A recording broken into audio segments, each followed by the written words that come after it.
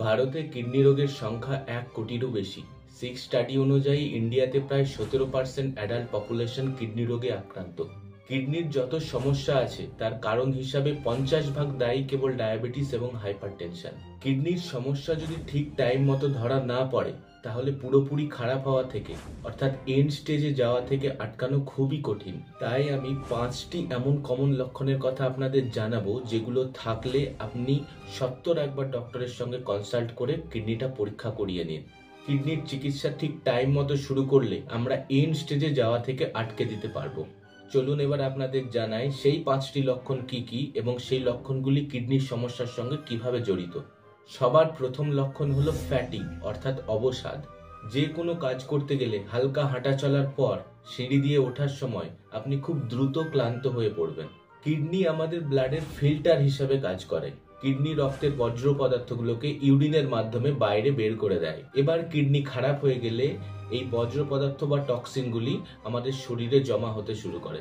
এই টক্সিন প্রোডাক্টগুলি আমাদের শরীরে ঠিক ভাইরাস ব্যাকটেরিয়ার মতোই ইনফ্লামেশন বা প্রদাহ করতে শুরু করে। আর এই ইনফ্লামেশন বা প্রদাহের কারণে আমরা দুর্বল হয়ে পড়ি। আর এই সমস্যাটা যেহেতু ক্রনিক অর্থাৎ অনেক দিন ধরে, তাই আমাদের শরীরে জ্বর না আসলেও আমরা দুর্বল হয়ে পড়তে থাকি। আমাদের ক্লান্ত হয়ে পড়ার আরেকটি অন্যতম কারণ হলো সেটা রক্তাল্পতা বা অ্যানিমিয়া। আমাদের কিডনি এরিথ্রোপয়েটিন নামে একটি কম্পোনেন্ট তৈরি করে, যা হিমোগ্লোবিন তৈরির একটি অন্যতম উপাদান। এবার কিডনি খারাপ হলে এই এরিথ্রোপয়েটিন প্রোডাকশন কমতে শুরু করে, যার কারণে হিমোগ্লোবিনও কম তৈরি হয়। আর এর ফলে আমাদের শরীরে দুর্বলতা অনেক বেশি হয়। 2 নম্বর লক্ষণ হলো ব্যাক পেইন বা পিঠে ব্যথা। সাধারণত 2টি কারণে ব্যাক পেইন বা পিঠে ব্যথা হতে পারে। প্রথমত আমরা জানি যে শরীরের যে কোনো খারাপ জিনিসে ভাইরাস ব্যাকটেরিয়ার আক্রমণ করার ক্ষমতা অনেক বেড়ে যায়। ঠিক সেরকম খারাপ কিডনিতে ইনফেকশন হওয়ার চান্সও অনেক বেশি হয়। আর কিডনিতে ইনফেকশন হলে তাকে আমরা পাইলোনেফ্রাইটিস বলি। আর এতে জ্বর সমেত পিঠে ব্যথা প্রচন্ড বেশি হয়। দ্বিতীয় কারণ হলো কিডনি আমাদের ভিটামিন D3 তৈরি করার একটা অন্যতম প্রধান অঙ্গ। আর ভিটামিন D3 আমাদের বোনস বা হাড়ের একটা অন্যতম উপাদান। তাই কিডনি খারাপ হলে ভিটামিন D3 প্রোডাকশন অনেক কম হবে, যার কারণে আমাদের বোনস বা হাড় দুর্বল হয়ে পড়বে। আর এই দুর্বল হাড় বা বোনসের জন্য আমাদের ব্যাক পেন এর চান্স অনেক বেশি হয়। 3 নম্বর লক্ষণ হলো লস অফ অ্যাপেটাইট বা খিদে কমে যাওয়া। আপনার যে কোনো ফেভারিট খাবারের প্রতিও আপনার অনীহা তৈরি হতে শুরু করবে।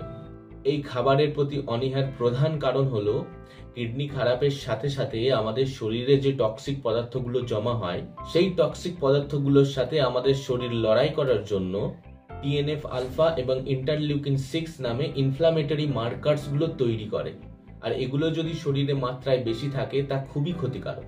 এগুলো মাত্রাতিরিক্ত থাকলে লাংস, ব্রেন, হার্ট সবকিছুকে ড্যামেজ করতে পারে।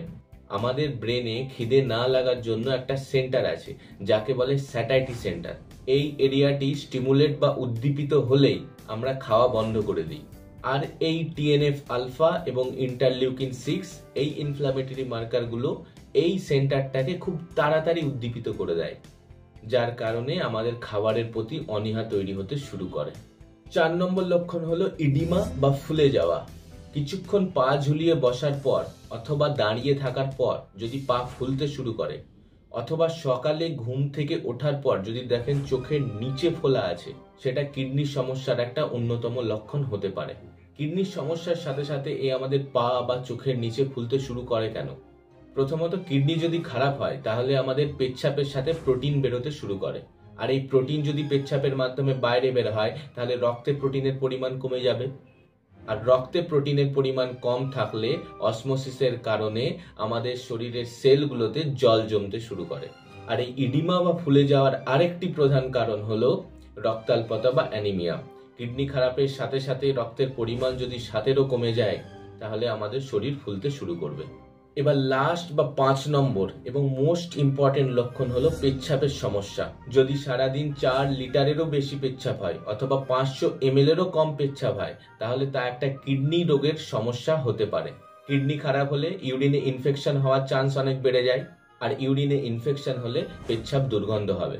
ইউরিনের আরেকটি লক্ষণ যেটা কিডনি খারাপের দিকে ইঙ্গিত করে সেটা হলো পেচ্ছাপে বাবেলস বা ফেনা তৈরি হওয়া। আমাদের শরীরের প্রোটিন পেচ্ছাপের মাধ্যমে বেরোনোর কারণে এই বাবেলস বা ফেনাগুলো তৈরি হয়। কিডনির সমস্যার জন্য এই 5টি লক্ষণ হলো অন্যতম। আমি আর একবার শেষে এই 5টি লক্ষণ সাম আপ করে দিচ্ছি। সবার প্রথম হলো ফ্যাটিক বা অবসাদ, দ্বিতীয় হলো ব্যাক পেইন বা পিঠে ব্যথা, তৃতীয় হলো লস অফ অ্যাপেটাইট বা খিদে কমে যাওয়া, 4 নম্বর হলো ইডিমা বা ফুলতে শুরু করা, আর 5 নম্বর হলো ইউরিনের সমস্যা অর্থাৎ পেচ্ছাপের প্রবলেম। এই লক্ষণগুলো থাকলে আপনি একবার সত্বর ডক্টরের সঙ্গে কনসাল্ট করে কিডনিটাকে পরীক্ষা করিয়ে নিন। ভিডিওটি ভালো এবং ইনফরমেটিভ লাগলে কাইন্ডলি লাইক, শেয়ার, সাবস্ক্রাইব এবং কমেন্ট করুন। সুস্থ থাকবেন। ধন্যবাদ।